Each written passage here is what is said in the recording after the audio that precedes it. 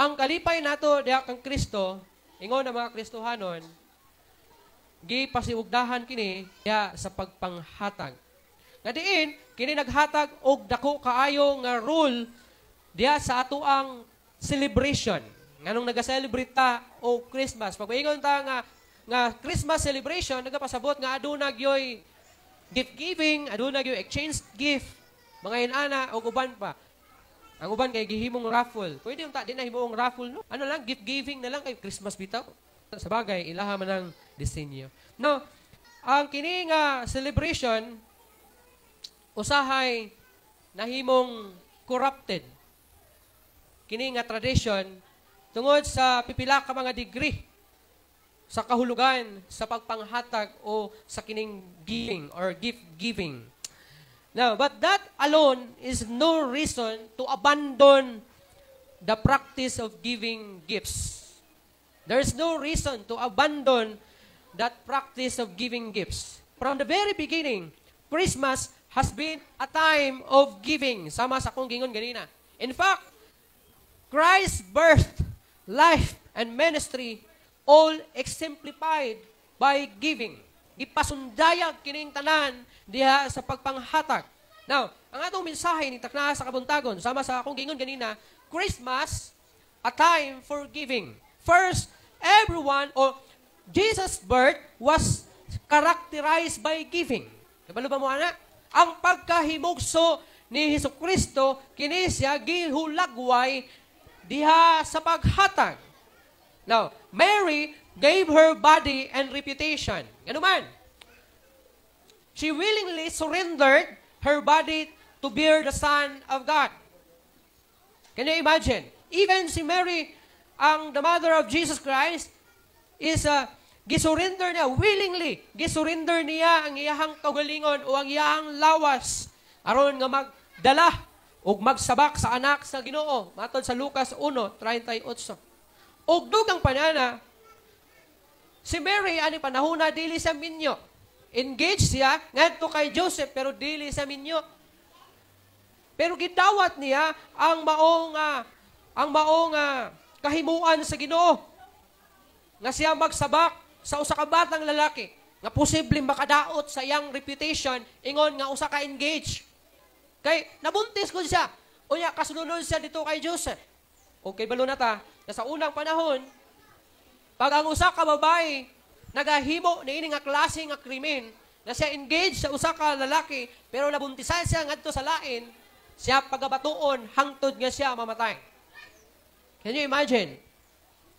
Nga nadaot, posible madaot ang iyang reputation, pero she willingly sacrificed and surrender herself diha sa pagsunod sa kabubuton sa Ginoo tayo niwala nining tanan. Another thing, Caesar Augustus gave a decree. Nagpakanaog si Caesar Augusto, ang emperador ni atong panahuna, nga tungod kay nakadawat kini og mando gikan sa imperyo o emperador diha sa Syria nga pagaihapon, magpahigayon og sensus sa katawhan sa tibuok kalibutan. Mao nang gipakanaog kini sa emperador sa Syria og giingnan ang emperador nag-inahanglan pahigayon o census diha sa mga tao alang sa ilahang taxes, sa ilahang mga buwis. Now, kung imong tanawon, kung imong nahunaon, murag idea kini sa emperador sa Roma. Kung imong nahunaon. Pero kung biblically atong susihon, God was at work to sovereignly orchestrate His divine purpose according to the prophecy that the Messiah would be born in Bethlehem. Kay kung walay census, walay pag-ihap nga nahitabo diya sa Bethlehem, dili mahibaluan na si Jesus matumbok sa giingon ni Propeta Isaiah nga ang manluluwas magikan sa usa ka gamay nga lungsod na mao ang lungsod nga gitawag Jerusalem or Bethlehem. Imagine mo si Joseph si Mary and si Joseph, anaa sila sa Nazareth. Yatong panahon na. Sa diha nga giproclaim kini ni Caesar, ilang gidala ang ilahang anak ngadto sa Bethlehem para marehistro dito sa Bethlehem. Imagine mo na. They are not from Bethlehem, but they are from Nazareth. Kini si Joseph and si Mary. Pero pagparehistro, dito sa diha nga gipakanaw ang pagparehistro, niadto sila sa Bethlehem ug mao hinungdan nga dito na tao si Jesus Christ. Sakto ang gingon sa Biblia. Nga siya matao sa usa ka lungsod sa Bethlehem. Ang usa ka manluluwas. Pero dili baya siya unta kaya ginikanan ni Jesus Christ dili taga Bethlehem, dili lumat sa Bethlehem kundi sa Nazareth. Pero sa diha nga nagpapanglista na gidala nila niadto kining couple dito sa Bethlehem alang sa pagparehistro ug dito naabtan sa pagpakatao o naabtan sa pagkahimugso kang Jesus Christ. Mao na gitawag siya o mao na ang tubag sa giingon sa panagna o sa mga propesiya na may mugso siya sa lungsod sa Bethlehem. Another thing is the innkeeper gave a stable. Niadto kining magtiayon dito sa hospital sa mao nga Bethlehem. But the city was so crowded na diin wala nay lugar alang kanila. So kung imong tanawon, puno na gyud ang mao nga ang ilang gitawag na inn. Pero ang uban na tawag ani is hospital. Puno na og mga tao, puno na og pasyente. Tingali, mura kag niadto SPMC ba tong panahon sa siguro panahon atong panahon atong COVID or sa ubang hospital nga di na mo dawat kay puno na. Manang uban diya sa SPMC bisag dako na siya nga hospital, kabalo mo unsay hinungdan nganong uban pasyente matanggong sa ER. Kay walay room bakante. Diha lang mo sa ER. Manang uban paabot dira og tagduha ka adlaw, stay dira saka pamasa ka sa ER o sa room niya tungod kay walay igo nga room. Ug inaani po ang nahitabo sa panahon sa pagkahimugso ni Jesus Christ. There is no room sa mao nga hospital o sa mao nga inn. Tungod kay kini puno na. But tanawa, bakante ang pasungan. Inungdan tigo siguro kay sige nagreklamo siguro si Mary nga Joseph, so sakita kay akong tiyan, murag mga anak na jugo ani.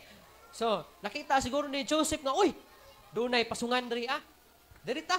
So, dito, nanganak si Maria sa pasungan. Ha? Diin ang lugar nga gipakatawhan ni Jesus Christ, pasungan. Mas nindot pagay sigurong lugar nga inyo ang gipanganakan ninyo, no? Uban sa inyo siguro sa hospital. Ang uban kay sa kanang mga sa pa na. Naprayana ini pandiagon, bibot. Oh. Yan na. Ang uban sa inyo ha, sa balay. Pero nindot gyapon na kaysa pasungan sa mga baka. Baka imong kauban yan, bahubag yung tae dito sa baka. Ha? So, mas lamig gyapon. Matawa ka sa balay nimo, manawag imo ang papa nimo o ang bana nimo o mananabang. Kay labi na kung sa bukid. Pero mas lamig gyapon, mas maayo gyapon ang kahintang labi na yung naka sa line-in or sa hospital. Ay doktor, na midwife nga naga-monitor sa imo. Pero kini sila, kinsa lang man yung audience ani that time. Kay pag-abot atong mga tao nga nibisita siya, human naman nahimugso naman si Jesus. Kinsa naman naa dito Pagsulod nila sa pasungan, ang naa dito si Joseph, si Mary, nagsabak. So kung ikaw to nga amahan, murag matalanta ka ba? Usaw man ako ni. Ha? Nya baka ra imong kauban na palibot kay pasungan man sa mga baka. Mas lami gyapon ang inyong atong kahimtang sa tuang sa panahon nga kita kahimugso. Another one, the angel of the Lord gave the proclamation of Jesus Christ. Kabalo mo aning kining pagkatao ni Jesus Christ. Di pahibalok kini sa iyang mga anghel. The first report of the Messiah's birth was delivered by a glorious angel to a group of lowly shepherds. Ano gitawag manig mga lowly shepherd? Tungod gabi ninyo, ang shepherd sa unang panahon, kini ang pinaka-ubos nga klase sa trabaho. Kung ikaw magbalantay o karnero, ubos na sa nga trabaho. Nga naman, luoy kay ka. Kay, magbalantay ka karnero. Wala may holiday sa imo. Kay ang karnero, wala may holiday. Mukaon man. Manabi sa Christmas, nakakadito sa imo hang galas. Kay magbantay ka sa imong karnero. Bisag New Year, nakakadito May naning sundalo o guard nato, kay naman ni sila relibo. Na kung magpasko ang sundalo, ang isa ka sundalo, magpasko, muduty siya sa New Year. Ang ang wala mo duty atong Pasko, siya na pod ang mag-New Year. Siya ang duty sa New Year. Abot lang sa una kung nabay relibo ang mga tigbantay baka sa una.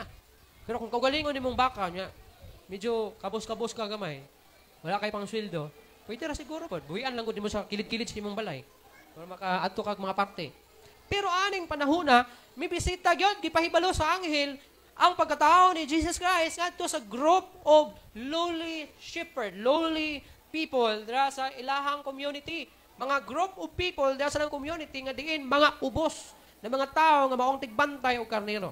Now, the shepherds gave a testimony. Sa diha nga ni marag nagtukaw sila kay nagbantay sila karnero kay basig tukbon sa mga malalang mga mananap ni adtong panahona. Niya siguro may nitagpilaw sa ila, niabot ang kahayag ug may tingog sila nadungog isa nga bangon mo, bangon. Kay magmaya kay karong adlaw na tao ang manluluwas. At tumo dito ani dapita, may makita mo diha nga pasungan sa mga baka ug may baby dira. Nga inyo makita. Then pagbiya sa anghel, dunay dahunog diha sa langit. Kay nag-worship ang mga anghel dito sa langit. Nagdaig sila kay natao ang manluluwas, natao ang Dios. So tungod sa ka-excited din ng mga karnero, mga tigbantay sa karnero, milakaw sila, gibiyaan nila ilang mga karnero. Siguro sa ka-excited nila, mingon silang, bahala mo na kaunon mo mga lubo o kining tiger, basta kay muat to kay gusto na mo makita ang among manluluwas. Nagisulti ka namo sa mga propita sa unang panahon. So sa kalipay nila, gibiyaan nila ilang karnero, nga supposed to be dili, gina nila dapat biyaan. Kay bisag ako nagikaingon, bisag New Year, Pasko, uban pa ng mga celebration nila dito sila sa kuyog silang karnero magbantay. But this time, gibiyaan nila. Og miadto sila sa lungsod sa Bethlehem, may kanaw sila kikan sa bukid, og miadto sila ito, og nakita nila ang bata nga natao diha sa pasungan. Then gisuginlan sa mao nga tigbalantay si Joseph og si Mary. May tungod sa gisulti sa angel sa ila. Then gitipigan lamang kini ni Maria, diha sulod siyang kasing-kasing. Ang gisulti sa mga tigbalantay sa karnero kung kinsa kining bata nga nahimugso. Another one, after 2 years, basig wala mo niya, basig nagtuo mo nga katong mga Magi nga bibisita kay dito to ni bisita sa mga pasungan sa baka. Kay namang goy picture na naay porma nga pasungan, naay baka kunuhay, unya naay mga tulo ka Magi naghapa. Mali na siya. Na naman, ang mga Magi, wala ni mo bisita kay Jesus Christ sa panahon siya pagkahimugso. Wala ni mo bisita dito sa balay o dito sa pasungan ang mga Magi, katong mga maalamon na mga tao nga nagikan dito sa langyaw nga dapit. Wala ni nahimugso, wala ni bisita kay Jesus dito sa pasungan. Asa man ni bisita? Dito sa balay. Ano man? 2 years naman nila ba? Lain po 2 years gapon si Jesus ito nagpuyo sa pasungan. The first group of people nga bibisita is mao gyud ning mga shepherd. Nga nibisita pa kanang gabi pagkatao ni Jesus Christ. Then after 2 years, bibisita na pod ang mga Magi